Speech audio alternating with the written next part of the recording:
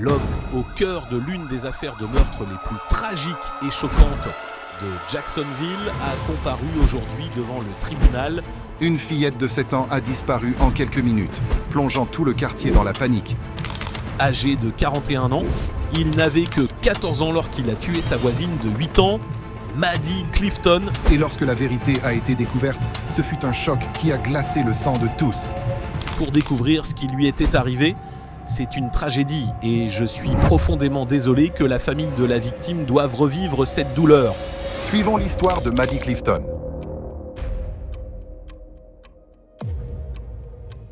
Floride, Jacksonville.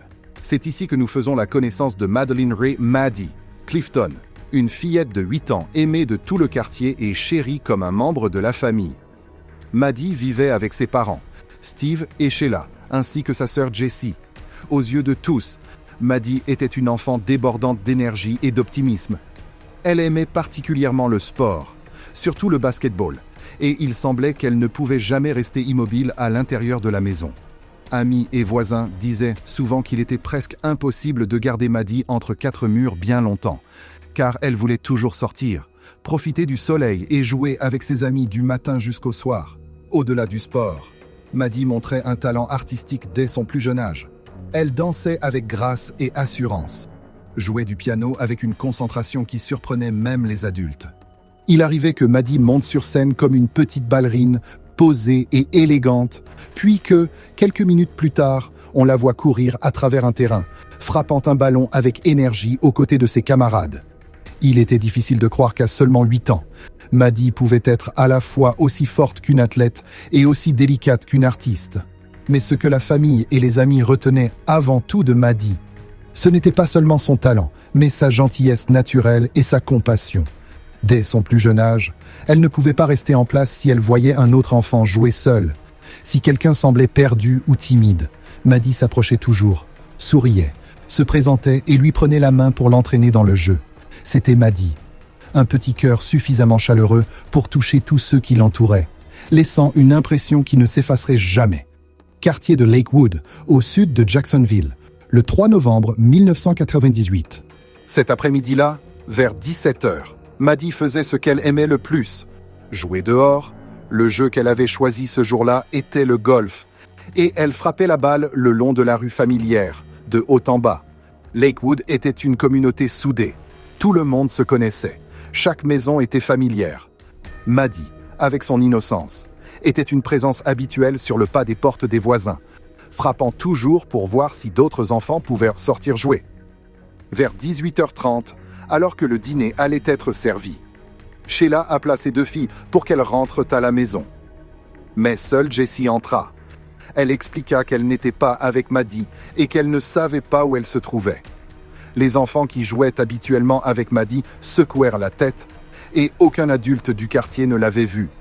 Après seulement quelques minutes à l'appeler par son prénom et à la chercher aux alentours, Sheila comprit qu'il était temps de composer le 911. Papa, elle sait non seulement me faire me demander comment c'est possible, elle a 8 ans, qu'est-ce qu'elle faisait ? Juste en train de jouer autour de la maison, ici.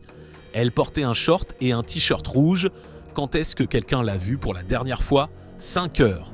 C'était la dernière fois qu'on l'a vue, et moi, je jouais juste ici pendant un moment, et puis elle a disparu.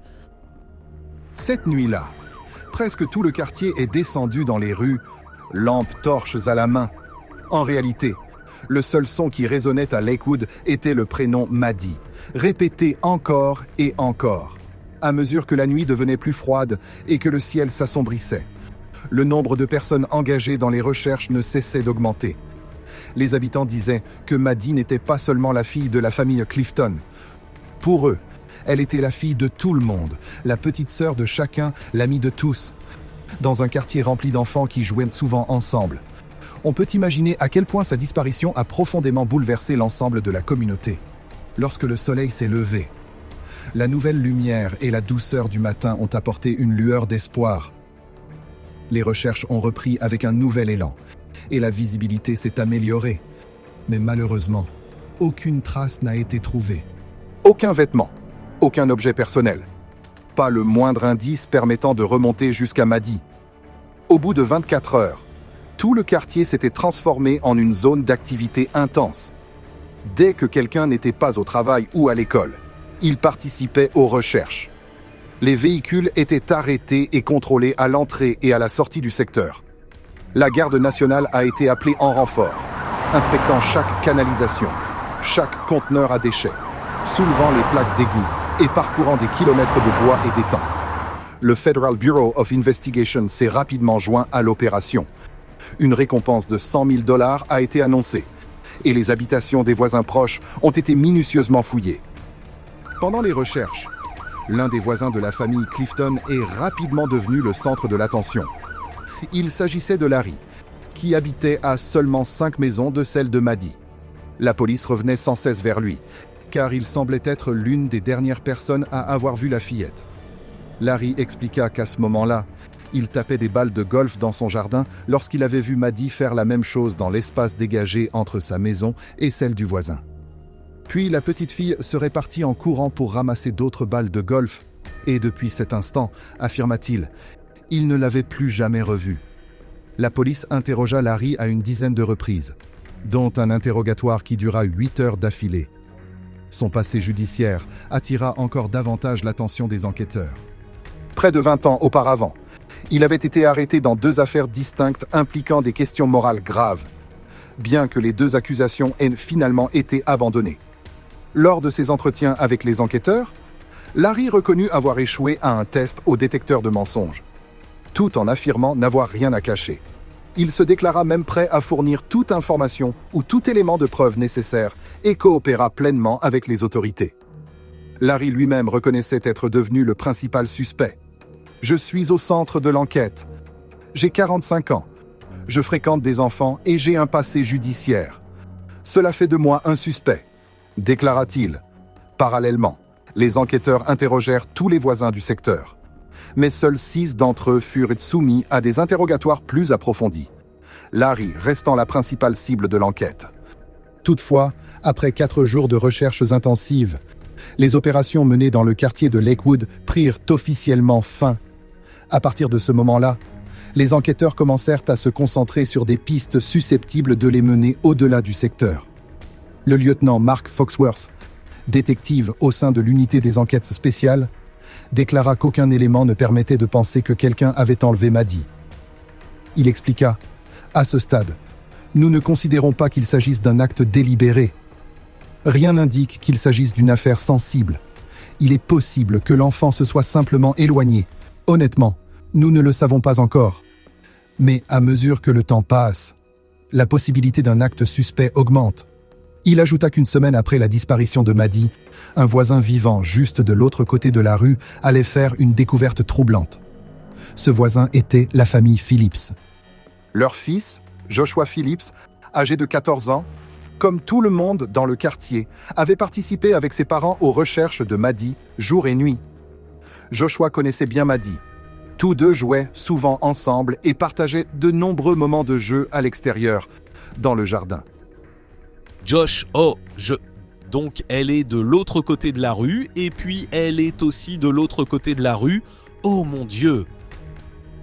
Ce jour-là, la mère de Joshua, Missy, passa devant la chambre de son fils, absorbée par ses pensées.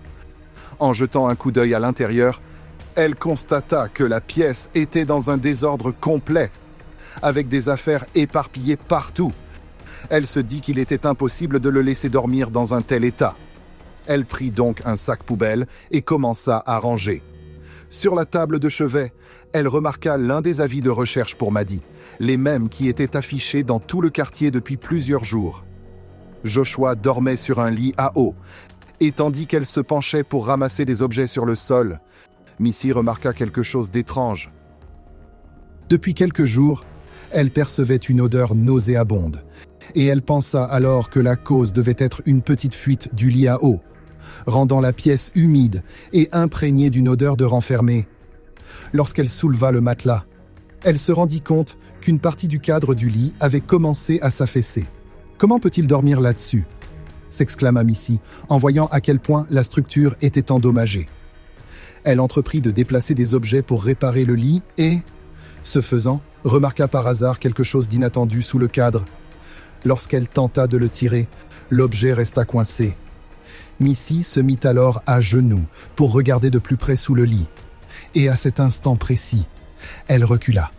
Saisie d'un choc absolu, une vision la laissa figée sur place. Elle expliqua que ses yeux avaient immédiatement reconnu ce qu'ils voyaient, mais que son esprit refusait de l'accepter. Paniquée, Missy se précipita hors de la maison en criant pour appeler un policier qui se trouvait à proximité. Puis le conduisit à l'étage. En quelques minutes, le secteur fut bouclé par des rubans de sécurité, et la maison se remplit d'agents, d'enquêteurs et du crépitement des radios. Elle venait de découvrir ce que personne n'aurait jamais imaginé. Maddie Clifton avait été retrouvée sous le lit dans la chambre de son fils de 14 ans. Lorsque les autorités pénétrèrent sur les lieux, un détail les laissa sans voix. La maison avait déjà été fouillée à plusieurs reprises, et des policiers comme des voisins avaient auparavant remarqué une odeur désagréable. Mais tous pensaient qu'elle provenait des oiseaux domestiques que Joshua gardait dans sa chambre. La nouvelle venue de la maison située juste en face de celle de Maddie se propagea rapidement, provoquant une onde de choc et de profonde tristesse dans tout le quartier. Une voisine appelle la police à son domicile. De l'autre côté de la rue de la maison de Maddie, elle a fait une découverte macabre dans la chambre de son enfant de 14 ans. Un corps est dissimulé dans son lit à eau.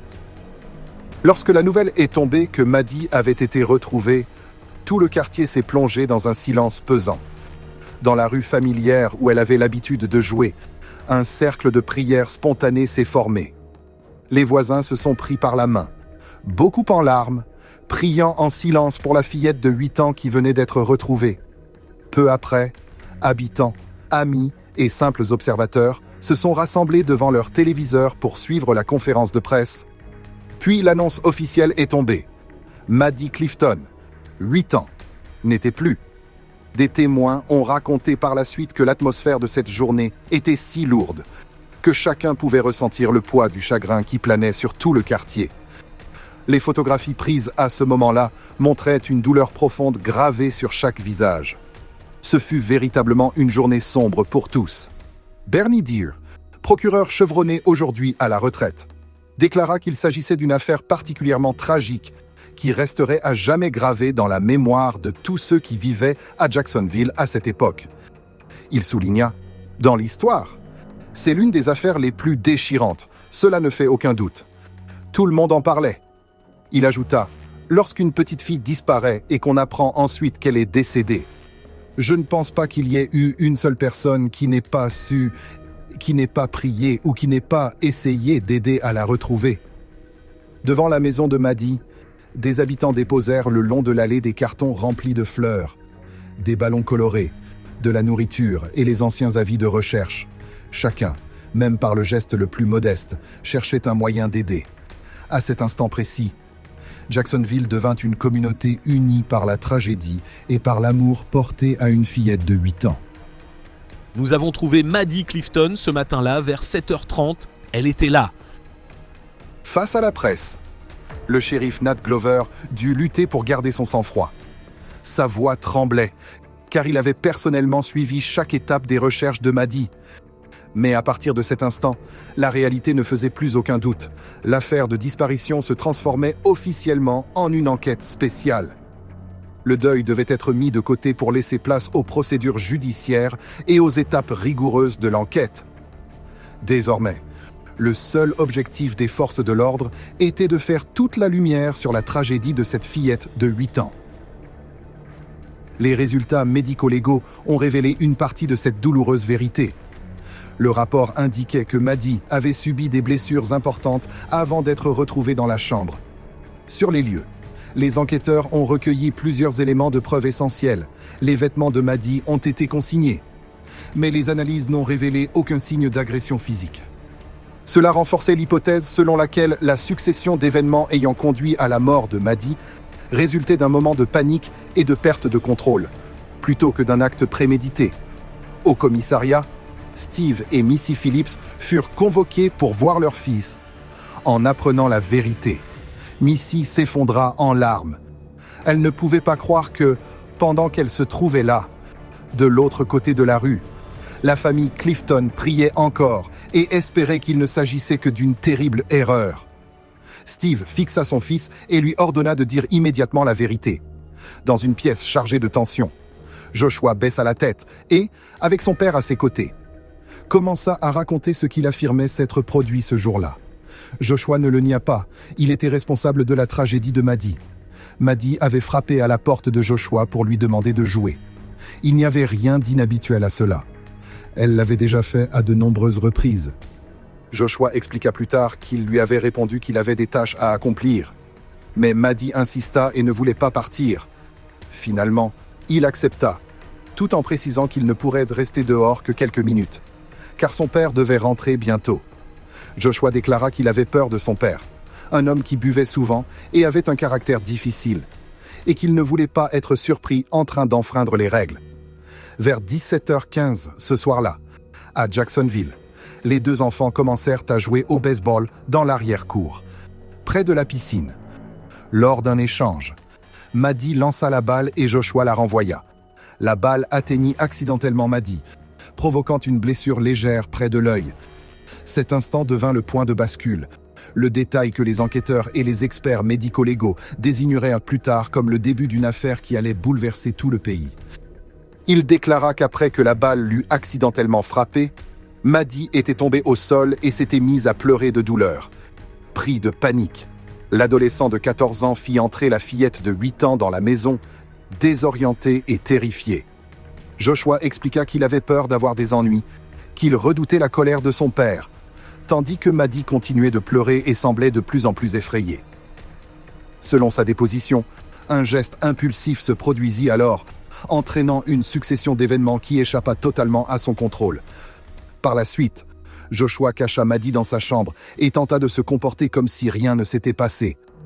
Lorsque son père, Steve, rentra à la maison, ils discutèrent un moment avant que Joshua ne retourne dans sa chambre. C'est alors qu'il entendit de faibles bruits provenant de sous le lit, ce qui accentua encore sa panique.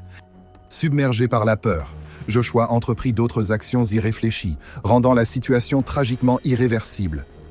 Maddie ne survécut pas aux événements de cette journée. 6 jours plus tard, la vérité fut révélée, laissant une douleur insupportable aux deux familles ainsi qu'à l'ensemble du quartier. David Chase, technicien en identification criminelle fort de 16 années d'expérience sur des scènes d'enquête, déclara qu'il s'agissait de l'une des affaires les plus bouleversantes et les plus marquantes qu'il ait jamais connues. Il souligna que les résultats médico-légaux concordaient pleinement avec la version des faits donnée par Joshua et confirmait que Maddie avait subi de graves blessures au cours de l'incident. Parce que Joshua n'était encore qu'un adolescent, la police a d'abord choisi de ne pas rendre son identité publique. Seule sa famille savait que leur fils avait été placé en garde à vue dans le cadre de cette affaire qui avait bouleversé toute la communauté de Jacksonville. Sa mère, Missy, était anéantie. En larmes, elle déclara « Mon fils n'est pas comme ça.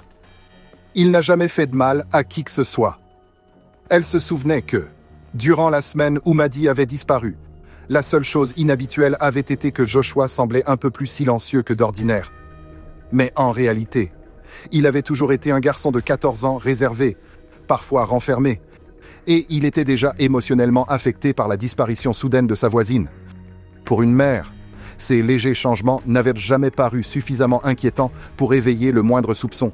« Non, je n'y ai jamais pensé », murmura-t-elle, comme pour se convaincre qu'il ne s'agissait que d'un terrible cauchemar. Et comme si tout cela n'était pas déjà assez déchirant. Une autre vérité rendait cette histoire encore plus poignante. Maddie frappait souvent à la porte de Joshua non seulement pour jouer, mais aussi parce qu'elle ne voulait pas que son voisin se sente seul. Maddie veillait toujours à ce que Joshua ait quelqu'un à qui parler, un ami avec qui passer du temps. La famille Phillips n'avait emménagé dans le quartier qu'environ 2 ans plus tôt. Dans une vidéo familiale enregistrée par Joshua, on voyait Maddie et sa sœur Jessie rire et jouer dans le jardin de devant. Tous les 3 plaisantaient ensemble, jouant même avec le chiot de Joshua. En regardant ces images, rien ne laissait penser que l'adolescent nourrissait le moindre sentiment négatif ou inhabituel envers Maddie. Tout, du moins en apparence, reflétait une innocence totale, une confiance sincère et une simple amitié d'enfance entre voisins. Ce que l'on savait de Joshua à l'époque n'avait rien d'extraordinaire. Des sources confirmèrent qu'avant cette affaire, aucun signe d'alerte n'avait jamais été relevé à son sujet. Joshua était décrit comme calme, introverti et peu démonstratif. Il réussissait correctement à l'école, avait des résultats stables et passait la majeure partie de son temps libre devant son ordinateur ou à lire. Il aimait les animaux, en particulier les oiseaux dont il s'occupait comme de petits compagnons, aux yeux des voisins comme des enseignants. Joshua n'avait jamais causé de problème ni manifesté un comportement susceptible d'inquiéter qui que ce soit. Je suis ici pour annoncer l'arrestation de Joshua Earl Patrick Phillip. Lorsque toute la vérité fut révélée, le directeur de l'école de Joshua déclara que les élèves avaient beaucoup de mal à comprendre comment il avait pu commettre un tel acte. Il n'arrêtait pas de répéter son prénom, Josh, Josh, comme si le dire 2 ou 3 fois pouvait les aider à réaliser. Il n'y croyait pas, expliqua-t-il, aux yeux des enseignants et des camarades de classe. Rien dans le comportement de Joshua ne laissait penser qu'il aurait pu être impliqué dans une affaire de ce genre. Même les voisins furent stupéfaits. Un homme vivant juste à côté de la famille Phillips laissait souvent son fils de 8 ans jouer avec Joshua. Il se souvenait. C'était un garçon tellement gentil, toujours poli, toujours à dire « oui, monsieur » et « non, monsieur ». Pour lui, comme pour l'ensemble de la communauté de Jacksonville, un sentiment dominait, un choc total, quelque chose que personne n'aurait pu imaginer. La mère de Maddie, Sheila, exprima elle aussi son incrédulité. Elle connaissait Joshua et n'avait jamais, pas une seule fois, pensé qu'il y avait quoi que ce soit d'inquiétant à laisser sa fille jouer avec l'adolescent d'à côté. À ses yeux, Joshua n'était qu'un garçon normal et discret, ne présentant aucun signe préoccupant. Cependant, dans ses déclarations ultérieures, Joshua révéla que son père consommait fréquemment de l'alcool, manifestait parfois de la colère et imposait des règles domestiques très strictes. Il n'aimait pas que son fils passe du temps avec des amis et appréciait encore moins que d'autres enfants viennent à la maison en son absence. La mère de Joshua, Missy, expliqua qu'elle n'avait jamais vraiment compris pourquoi, mais qu'elle savait une chose. Son mari semblait avoir une attitude dure envers les filles, et elle avait un jour prié pour avoir un fils, craignant que Steve ne soit pas capable de montrer une affection appropriée à une fille. Joshua reconnut « Quand je faisais quelque chose de mal, je voulais simplement me cacher de mon père. Je ne voulais pas qu'il le découvre. Et ensuite, quand tout est arrivé, j'ai eu l'impression qu'il n'y avait plus aucun retour possible. » Sa mère, Missy, expliqua plus tard que beaucoup de personnes lui avaient demandé « Que se passait-il dans cette famille? Comment ont-ils pu ne rien voir? Comment ont-ils pu ne rien savoir ?» Avec douleur, elle répondit que, de son point de vue, rien ne paraissait anormal. « Je suis rentré du travail ce soir-là, je suis entré dans la maison, et tout semblait normal. Rien ne me paraissait étrange. Mais en tant que parent, j'ai commencé à me poser des questions. Ai-je été trop indulgente? Trop sévère? Ai-je manqué quelque chose? » Un sergent ayant participé aux recherches de Maddie se souvint d'un détail qu'il disait ne jamais pouvoir oublier. Il raconta avoir parlé avec Joshua seulement un jour avant que la vérité n'éclate. Joshua, se rappelait-il, était d'un calme déconcertant, assis sur son lit, caressant tranquillement son petit chien, totalement indifférent alors que policiers et enquêteurs fouillaient la maison. Il est aujourd'hui difficile d'imaginer que, durant les nuits où tout le quartier cherchait sans relâche la fillette de 8 ans, Joshua continuait à vivre normalement dans la pièce même où tout s'était produit. Le 14 novembre, Maddie fut inhumée. Les rues autour de l'église et du cimetière étaient bondées de personnes se tenant par la main, disant adieu en silence et adressant leur soutien à la famille frappée par une perte si déchirante. À mesure que le cortège avançait, il laissait derrière lui une longue traînée de fleurs jaunes éparpillées sur la chaussée. Beaucoup décrivirent la scène comme une mer infinie de personnes en deuil, où des ballons violets se mêlaient aux pétales jaunes, 2 couleurs désormais à jamais associées aux souvenirs innocents de la petite fille. Ce n'était pas seulement une cérémonie commémorative, c'était un moment où la communauté de Jacksonville s'est unie pour honorer une victime innocente, partie bien trop tôt. Comme vous le savez, Joshua Phillips, âgé de 14 ans, a été arrêté et est détenu au centre de détention pour mineurs. Il a été arrêté pour le meurtre de Maddie Clifton, survenu le 3 novembre 1998. Ce jeudi, l'affaire sera présentée au grand jury du comté de Duval. Je demanderai qu'une inculpation pour meurtre au premier degré soit retenue. Il sera jugé comme un adulte. 5 jours après les funérailles, le 19 novembre, un grand jury inculpa officiellement Joshua de chef d'accusation grave. Le procureur de l'État, Harry Shorstein, annonça que le garçon de 14 ans serait jugé comme un adulte. Dans sa déclaration, il souligna « Les habitants de Jacksonville peuvent être assurés que toutes les ressources nécessaires seront mobilisées afin que la personne responsable de la tragédie de Maddie Clifton soit traduite en justice. » Cette affaire m'a profondément marqué et a affecté l'ensemble de notre communauté. En raison de la forte pression de l'opinion publique et de l'attention considérable portée à l'affaire à Jacksonville, le juge Charles Arnold décida de transférer le procès vers une autre juridiction. 1 an plus tard, Joshua Phillips comparut officiellement devant le tribunal. La défense tenta de le présenter comme un adolescent élevé dans un foyer tendu, où il devait marcher sur des œufs, vivant dans la crainte permanente de faire quelque chose de mal. Les avocats soutinrent que Joshua avait grandi sous l'autorité stricte de son père, dans un climat de peur constante, et que, lorsque l'incident impliquant Maddie s'était produit, cette peur et cette panique avaient pris le dessus, le conduisant à perdre le contrôle. Selon eux, la mort de Maddie n'était pas le résultat d'un acte intentionnel, mais celui d'un accident tragique qui s'était aggravé sous l'effet de la peur et du chaos émotionnel. Joshua Phillips n'est pas un monstre, déclara l'avocat. C'est un adolescent effrayé qui a commis une terrible erreur dans un moment de panique. À noter que l'équipe de la défense n'appela aucun témoin à la barre, et durant l'intégralité du procès, Joshua ne prit jamais la parole pour témoigner lui-même de ce qui s'était passé cet après-midi-là. Cependant, l'accusation souligna que la version de Joshua était totalement illogique et qu'elle n'avait jamais été cohérente. L'un des procureurs déclara « Il a affirmé que tout avait commencé par un accident. Mais nous n'y avons jamais cru, au regard des éléments matériels et de l'ensemble des analyses médico-légales. » Selon l'accusation, rien n'indiquait que Joshua et Maddie aient réellement joué au baseball cet après-midi-là. Les conclusions médico-légales ne confirmaient pas non plus l'affirmation selon laquelle la balle aurait frappé Maddie près de l'œil. Lorsque Joshua déclara qu'il avait tiré Maddie à l'intérieur de la maison et que ses vêtements s'étaient déplacés durant la lutte, les procureurs répliquèrent que ce détail ne correspondait pas à l'état réel des lieux. Le rapport médico-légal indiquait que la zone était parfaitement propre, sans aucun signe suggérant que l'incident se soit produit dans l'arrière-cour ou sur le trajet menant à la chambre.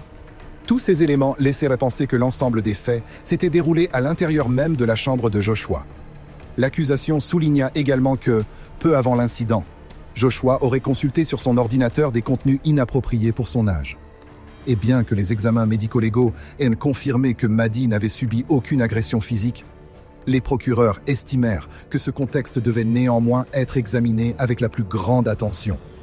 Selon eux, une fois tous les éléments mis bout à bout, un tableau préoccupant se dessinait, suggérant que Joshua aurait délibérément fait entrer Maddie dans la maison avec une intention fautive, plutôt que d'avoir agi sous l'effet de la panique après un accident. Après un procès tendu, qui dura plusieurs jours et maintint toute la communauté dans l'attente, le verdict final fut rendu public. Nous, le jury, déclarons l'accusé coupable de meurtre au premier degré, tel qu'il est reproché dans l'acte d'accusation, Joshua Patrick Phillips. La sentence de ce tribunal est que vous soyez condamné à la prison sans possibilité de libération conditionnelle pour le reste de votre vie naturelle. Au final, le jury rendit le verdict le plus sévère possible. Joshua Phillips fut condamné à la réclusion à perpétuité, sans possibilité de libération conditionnelle. À seulement 15 ans, le garçon qui vivait autrefois juste en face de la maison de Maddie se retrouva désormais enfermé au sein du système pénitentiaire de Floride.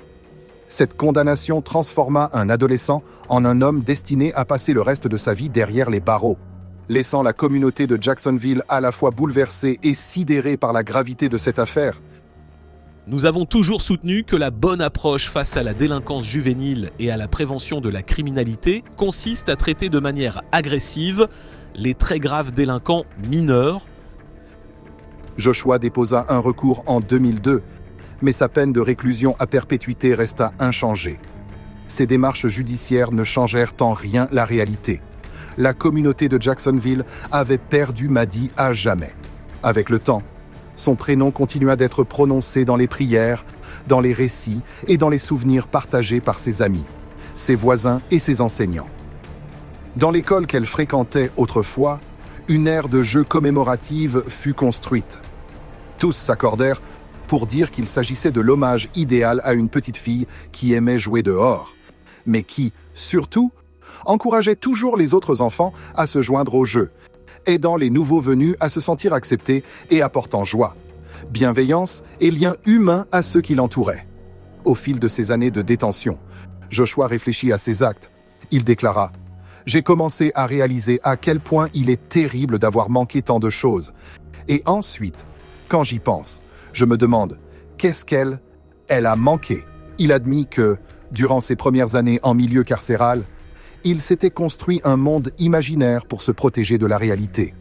Un mécanisme de défense fragile chez un enfant de 14 ans confronté à une vérité aussi dure. Joshua poursuivit « Je n'ai jamais consciemment choisi d'ignorer ce qui s'était passé. C'est simplement arrivé. Mais j'ai beaucoup grandi.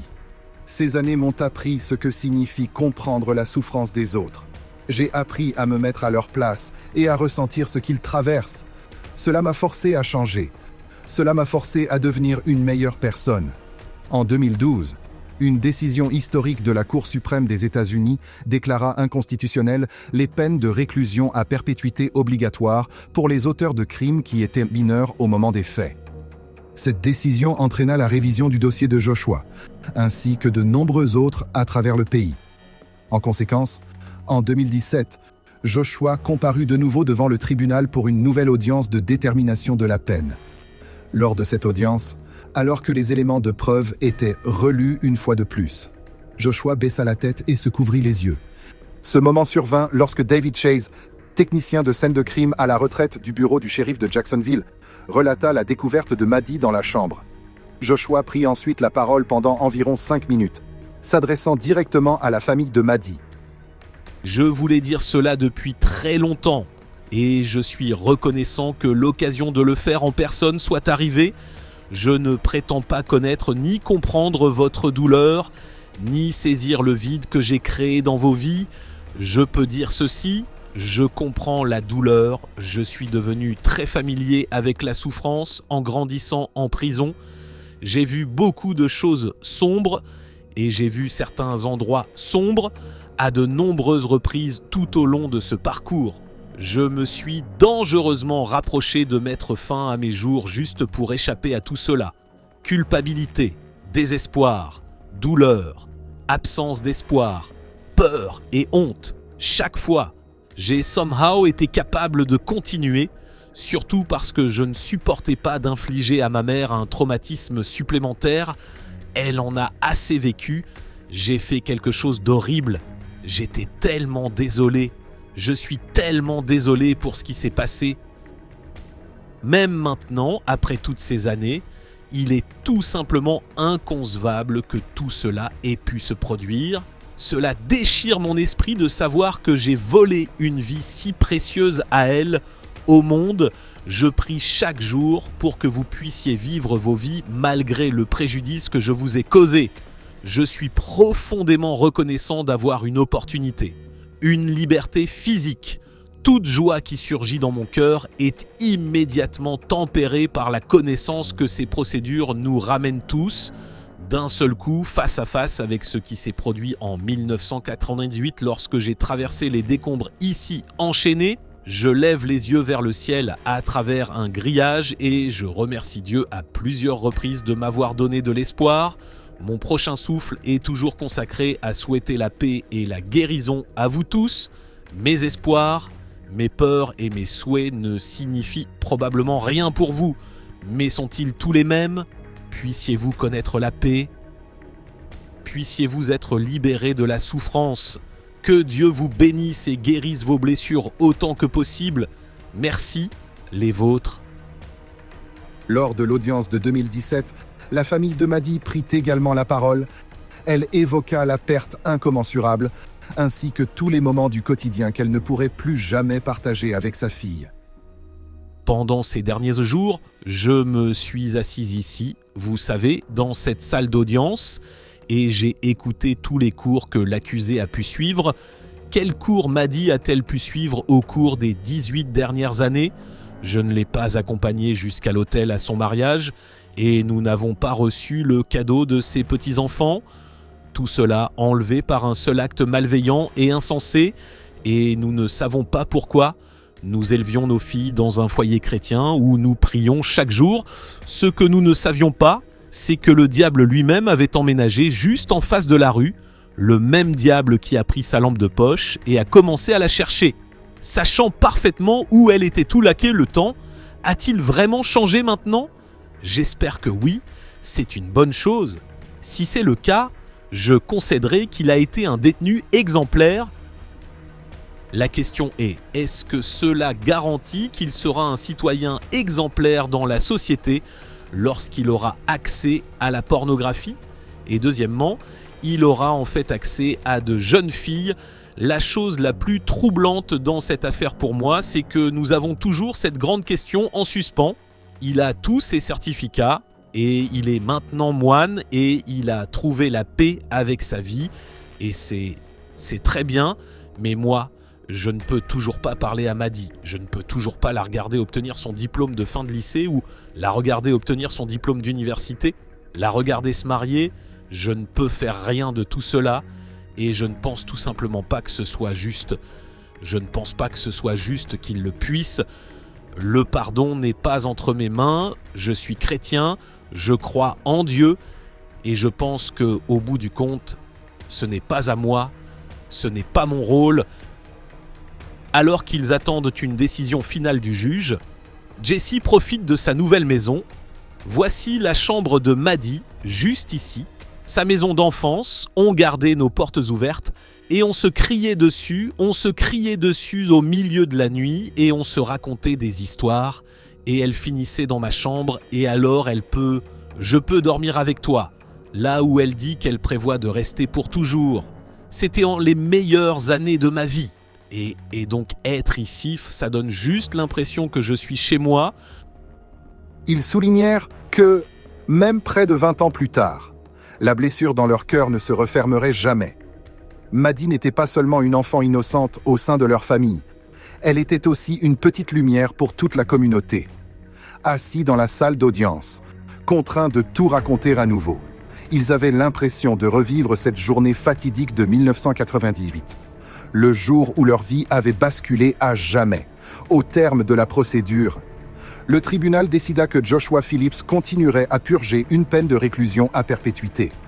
Mais avec la possibilité d'un réexamen après 25 ans, cela signifiait que, bien qu'il reste incarcéré, il pourrait un jour tenter de démontrer qu'il avait changé, mûri et qu'il méritait une réévaluation de sa situation. Pour la famille de Maddie, toutefois, cette décision n'était rien de plus que des mots couchés sur le papier, tandis que la douleur de la perte de leur fille demeurait une présence constante, jour après jour. Par Phillips, c'est un jour triste pour moi. J'ai dû passer par ce processus et j'essaie simplement de faire mon devoir du mieux que je peux et je vous souhaite sincèrement bonne chance. Je pense qu'il y a une possibilité, même avec une peine de prison à vie, d'avoir une vie pleine de sens. D'accord. Merci. D'accord. Merci. En 2020, Joshua déposa un nouveau recours, mais la Cour suprême de Floride le rejeta officiellement, confirmant le maintien de sa peine de réclusion à perpétuité. Toutefois, son parcours judiciaire ne s'arrêta pas là. À la mi-2025, à l'âge de 41 ans, Joshua comparut une nouvelle fois devant le tribunal pour demander un réexamen de sa peine, faisant valoir qu'il avait accompli la période obligatoire de 25 ans prévue par la nouvelle décision. Cette audience raviva le débat sur la capacité de réhabilitation des personnes ayant commis des crimes alors qu'elles étaient adolescentes. En ce moment, il est 6 heures. Voici le nouveau cliché judiciaire du meurtrier condamné, Joshua Phillips. Phillips devrait maintenant demander à un juge de réexaminer sa peine de prison à vie. Je suis tellement désolée que la famille de la victime doive revivre cela à nouveau. C'est la voix du procureur chevronné Bernie de la Ronda. Il se prépare à gérer l'audience de révision de la peine pour cette affaire. Si et quand elle a lieu, Joshua Phillips a été ramené à la prison du comté de Duval depuis l'établissement correctionnel du comté de Suwannee la semaine dernière. Selon des documents judiciaires datés du mois dernier, Phillips a officiellement déposé une demande de révision de peine en fournissant une chronologie des événements. Dans les documents, Phillips écrit « À cette date, le défendeur a purgé sa peine obligatoire de 25 ans et demande maintenant respectueusement une révision individualisée de sa peine. » À l'heure actuelle, l'affaire demeure active au sein du système judiciaire et le public continue d'en suivre attentivement l'évolution. Mais pour la famille de Maddie, chaque comparution de Joshua devant un tribunal signifie qu'elle doit, elle aussi, y retourner, non seulement physiquement, mais surtout émotionnellement. Comme si elle était replongée en 1998, l'année où la tragédie leur a arraché leur fille de 8 ans. Chaque audience rouvre des blessures profondes, les obligeant une fois encore à affronter une perte qui ne pourra jamais être réparée. Après la condamnation de Joshua, le procureur de l'État Harry Shorstein et le shérif Nat Glover reconnurent avoir éprouvé des doutes quant à la peine de réclusion à perpétuité sans possibilité de libération conditionnelle. Étant donné que Joshua n'avait que 14 ans au moment des faits, Harry Shorstein précisa qu'il ne regrettait pas d'avoir poursuivi Joshua en tant qu'adulte, ni d'avoir requis des charges aussi lourdes, compte tenu de la gravité de l'affaire. Toutefois, il admit ressentir un regret persistant de ne pas avoir proposé un accord de plaidoyer pour une infraction moindre, qui aurait pu laisser davantage de marge de manœuvre au juge lors du prononcé de la peine. Il qualifia cette décision de dure et inflexible. Il ajouta « S'il existe un dossier qui mérite d'être envisagé pour une mesure de clémence ou une possibilité de libération conditionnelle, c'est bien celui-ci. Non pas pour agir aujourd'hui, mais pour ouvrir la porte à une réévaluation à l'avenir. Lorsqu'une perte survient, surtout une perte aussi déchirante que celle-ci, tout change en profondeur, et même les plus petits détails de la vie ne sont plus jamais les mêmes. Le silence qui suit résonne comme une cloche assourdissante. C'est ainsi que Jessie Clifton, la sœur de Maddie, décrivit l'impact de la tragédie sur sa propre vie. Jessie confia qu'après 1998, son parcours avait été totalement bouleversé, au point qu'elle avait progressivement perdu son sens de l'identité. Enfant, elle était une rat de bibliothèque, peu intégrée au groupe populaire et souvent moquée à l'école. Mais après la mort de Maddie, tous les regards se tournèrent vers elle. Soudain, elle n'était plus simplement Jessie Clifton, mais la sœur de Maddie Clifton, une identité à jamais associée à la perte. Jessie expliqua que la partie la plus difficile avait été d'apprendre à vivre avec la douleur tout en essayant de grandir et de redécouvrir qui elle était. Elle se sentait prisonnière des souvenirs, incapable de se détacher de sa sœur, tout en ayant besoin de construire une vie qui lui soit propre. Essayer de naviguer entre la mémoire et le présent est devenu le plus grand défi de ma vie d'adulte, confia-t-elle. Missy Phillips, la mère de Joshua, a elle aussi traversé un parcours marqué par la perte, un chemin qui l'a finalement rapproché de Jessie. 2 ans après la condamnation de Joshua, son mari, également père de Joshua, est décédé dans un accident de voiture. Le choc fut tel que Missy faillit se retirer complètement du monde, faisant des allers-retours entre Jacksonville et le nord de la Floride centrale, dans l'espoir de reconstruire sa vie à partir des décombres. Mais Jessie, portant en elle la même chaleur et la même bienveillance que Maddie autrefois, commença à se rendre régulièrement au domicile de Missy pour promener ses chiens. Certains après-midi, Jessie s'asseyait près de la fenêtre, attendant le retour de Missy, puis sortait précipitamment pour l'aider à rentrer ses affaires. Ces gestes simples mais attentionnés permirent à Missy de se sentir moins seule, malgré les regards de jugement auxquels elle était souvent confrontée. Jessie parla de Missy avec une compassion rare. « C'est une personne douce et bienveillante. Elle ne mérite pas ce qui lui est arrivé. Je voyais qu'elle avait l'impression que tout le monde lui avait tourné le dos. C'est elle qui a découvert la vérité sur Maddie. Et je n'ose même pas imaginer la douleur de devoir affronter cette perte en réalisant qu'elle impliquait son propre fils. C'est un fardeau qu'aucune mère ne devrait jamais avoir à porter. Des années après la tragédie, Missy Phillips a continué un geste modeste mais profondément symbolique. Chaque Noël, elle envoie une carte de vœux à la famille Clifton. Lors de précédentes audiences, une image a particulièrement ému de nombreuses personnes. Voir Sheila Clifton et Missy assises côte à côte, deux mères unies par une douleur immense. Sheila déclara simplement, mais avec force, « C'est une mère. C'est une mère. » Ces mots traduisaient une compréhension qui dépassait la colère, car seules des mères peuvent réellement mesurer la profondeur d'une telle perte. De son côté, Missy confia « Nous partageons une tristesse commune, mais en tant que mère, je crois que nous comprenons nos cœurs respectifs. Si la situation avait été inversée, je pense qu'elle ferait la même chose que moi. Je ne peux pas changer ce qui s'est passé. Tout ce que je peux faire, c'est continuer. Continuer à soutenir mon fils, parce qu'il a encore une chance de changer. Et je crois que chacun mérite la possibilité de devenir meilleur. » Après des années passées à tenter de se reconstruire, les parents de Maddie, Sheila et Steve Clifton finirent par divorcer, mettant un terme à un mariage de 25 ans qui avait commencé lorsqu'ils étaient amoureux au lycée. Jessie expliqua simplement « Ils ont vécu leur deuil de manière différente et, au final, ils n'ont pas réussi à se retrouver. » Elle se souvenait des jours où elle dut s'habituer à dresser la table avec seulement 3 assiettes, 3 fourchettes et 3 couverts au lieu de 4. À chaque fois, c'était extrêmement difficile, confia Jessie. Elle admit qu'il lui avait fallu 3 ans pour cesser de préparer instinctivement la table pour 4 personnes.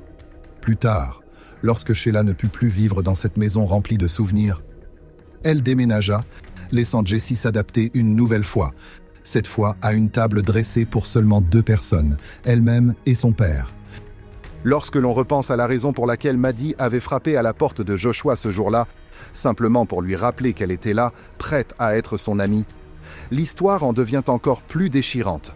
Maddie était véritablement une petite lumière dans le quartier de Lakewood, apportant amour, chaleur et joie enfantine à tous ceux qui l'entouraient. À seulement 8 ans, elle faisait preuve d'un niveau de compassion, de gentillesse et de maturité émotionnelle que peu de personnes atteignent au cours de leur vie. Maddie ne cherchait qu'à créer des liens et à partager le bonheur avec ses amis. Mais ce qui avait commencé comme un geste innocent, lors de l'après-midi du 3 novembre 1998, se transforma en une perte inoubliable, laissant une blessure profonde au sein de sa famille et de toute la communauté.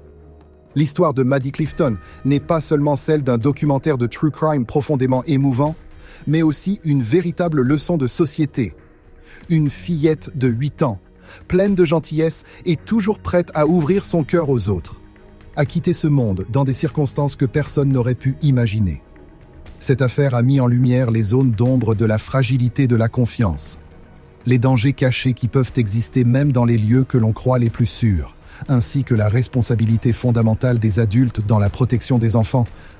La famille Clifton a dû apprendre à vivre avec cette perte. Sa sœur, Jessie, porte une douleur qui ne s'effacera jamais, et toute la ville de Jacksonville continue de se souvenir de cette tragédie. Pourtant, de cette perte est né un héritage. Maddie a laissé derrière elle un terrain de jeu commémoratif dans son école, un lieu où les enfants peuvent rire et jouer, comme elle aimait tant le faire. Cet espace est devenu un symbole, rappelant que chaque enfant mérite sécurité, amour et une communauté prête à le protéger. À seulement 8 ans, Maddie est devenue un symbole de bonté et de compassion, et c'est précisément pour cela que son nom ne sera jamais oublié. Chaque fois que cette affaire tragique impliquant une enfant est évoquée, les gens ne se contentent pas de se souvenir des faits. Ils se posent aussi une question essentielle. Que pouvons-nous faire pour que plus aucune Maddie n'ait à souffrir de la même manière? Le message est clair. Enseigner aux enfants les règles de la sécurité personnelle. Prêter attention aux moindres changements dans leur comportement et bâtir une communauté où aucun enfant n'est jamais laissé de côté. Maddie n'est peut-être plus là, mais son histoire continue d'inspirer et de protéger d'autres enfants, à condition que nous sachions l'écouter et agir en conséquence. Merci d'être resté avec nous tout au long de ce récit bouleversant. Chaque mention « j'aime », chaque partage et chaque commentaire contribuent à faire entendre la voix de ces jeunes victimes, afin que davantage de personnes prennent conscience de ces réalités et s'unissent pour protéger les enfants. N'oubliez pas de vous abonner et d'activer les notifications pour ne pas manquer la prochaine histoire qui mérite d'être racontée. À très bientôt pour un nouveau récit, où une autre vérité attend encore d'être mise en lumière.